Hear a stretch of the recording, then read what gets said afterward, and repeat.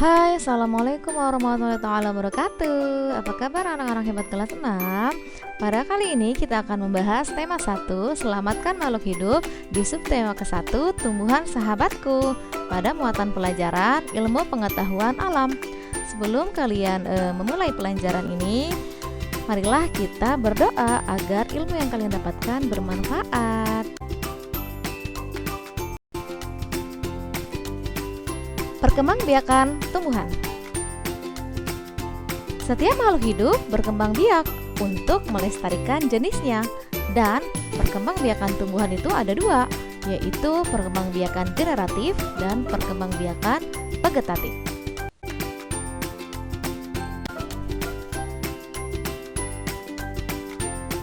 Tumbuhan dapat berkembang biak dengan dua cara seperti yang tadi sudah disebutkan, yaitu kita bahas yang pertama, perkembangbiakan secara generatif.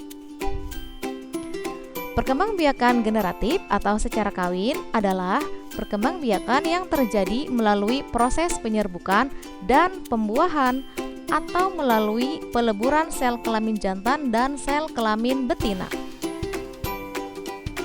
Alat perkembangbiakan tumbuhan secara generatif adalah bunga. Bunga memiliki alat kelamin jantan, yaitu benang sari atau serbuk sari, dan alat kelamin betinanya, yaitu putik. Nah, inilah bagian bunga. Kalian dapat melihatnya ya, Naya. Ada mahkota, lalu ada kepala sari, dan ada benang sari, alat kelamin jantan ya. Lalu ada kepala putik, alat kelamin betinanya, dan ada tangkai putik, ada kelopak, ada dasar bunga, ada bakal biji, dan tangkai bunga. Inilah bagian-bagian bunga. Perkembangbiakan generatif selalu diawali dengan penyerbukan. Apa sih itu penyerbukan? Yaitu jatuhnya serbuk sari ke kepala putik. Itulah yang disebut penyerbukan. Dan penyerbukan itu pada bunga bermacam-macam, antara lain yaitu yang pertama ada penyerbukan sendiri, yang kedua penyerbukan tetangga, lalu penyerbukan silang, dan penyerbukan bastar. Penyerbukan sendiri yaitu jika serbuk sari dan kepala putik berasal dari satu bunga. Dan penyerbukan tetangga yaitu jika serbuk sari jatuh pada kepala putik bunga lain tetapi masih dalam satu tanaman. Dan penyerbukan silang yaitu jika serbuk sari jatuh pada kepala putik bunga tanaman lain yang masih sejenis. Dan penyerbukan bastar yaitu jika serbuk sari jatuh kepada kepala putik bunga yang lain yang sejenis tetapi berbeda varietas. Lalu sekarang kita lihat proses perkembangbiakan generatif pada tumbuhan. Bagaimana ya prosesnya? Yang pertama, perkembangbiakan generatif pada tumbuhan diawali dengan penyerbukan, yaitu melekatnya atau jatuhnya serbuk sari ke kepala putik. Lalu setelah terjadi penyerbukan pada serbuk sari, tumbuh buluh serbuk sari yang menuju ke ruang bakal biji. Kemudian serbuk sari akan masuk ke ruang bakal biji melalui buluh serbuk tersebut. Nah, di dalam ruang bakal biji terjadi pembuahan, yaitu serbuk sari atau sel kelamin jantan atau disebut juga spermatozoid melebur dengan putik atau sel kelamin betina, disebut juga sel telur. Nah, hasilnya dari pembuahan tersebut yaitu disebutnya menghasilkan zigot. Kemudian zigot berkembang menjadi bakal biji menjadi biji, dan bakal buah. Kemudian bakal buah menjadi daging buah. Lalu lembaga yang berada di dalam biji merupakan calon tumbuhan baru. Nah, tumbuhan baru akan menjadi tumbuhan dewasa, berbunga, dan menghasilkan biji kembali. Itulah proses perkembangbiakan secara generatif atau kawin pada tumbuhan. Nah, ternyata penyerbukan itu pada tumbuhan dapat dibantu oleh angin, air, hewan, bahkan oleh kita manusia. Ini ada gambar-gambarnya penyerbukan yang dibantu oleh angin, oleh hewan.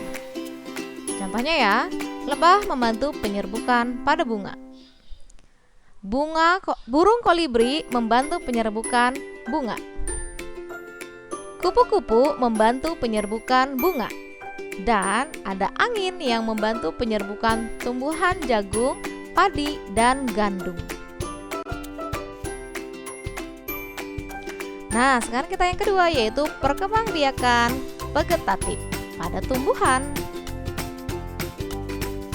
Perkembangbiakan vegetatif adalah perkembangbiakan yang terjadi tanpa melalui peleburan sel kelamin jantan dan sel kelamin betina pada tumbuhan. Dan perkembangbiakan vegetatif ada yang terjadi secara alami dan ada yang terjadi secara buatan. Nah, perkembangbiakan vegetatif secara alami yaitu ada tunas, umbi lapis, umbi batang, umbi akar, geragi, akar tinggal atau rizoma, dan spora. Lalu perkembangbiakan vegetatif secara buatan yaitu ada cangkok, stek batang, stek daun, merunduk, tempel atau okulasi, dan sambung. Inilah contoh-contohnya. Nah, di sini ada tanaman wortel dan singkong adalah tumbuhan yang berkembang biak dengan umbi akar. Lalu ada tanaman stroberi adalah tumbuhan yang berkembang biak dengan geragi. Dan ada tanaman rimpang. Contohnya itu jahe, kunyit, lengkoas, dan kecur adalah tumbuhan yang berkembang biak dengan akar tinggal atau rizom. Lalu ada tanaman lumut dan paku adalah tumbuhan yang berkembang biak dengan cara spora. Kemudian ada tanaman kentang, talas, dan ubi jalar berkembang biak dengan umbi batang. Tanaman bawang merah, bawang putih, bawang bombay berkembang biaknya dengan cara umbi lapis. Lalu ada tanaman pisang, bambu, tebu, dan cocor bebek berkembang biaknya dengan cara tunas.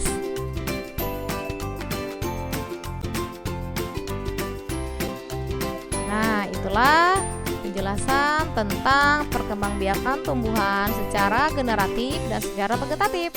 Tapi di latihan soal ini Ibu akan memberikan kalian tentang nama-nama bagian dari bunga yang tadi sudah kita pelajari. Silahkan kalian isi latihan soal berikut ya. Terima kasih telah menonton video Ibu. Selamat belajar dan tetap selalu jaga kesehatan. Sampai jumpa lagi dengan Ibu Dian Lestari. Assalamualaikum warahmatullahi taala wabarakatuh. Oh, pohon pisang tunas.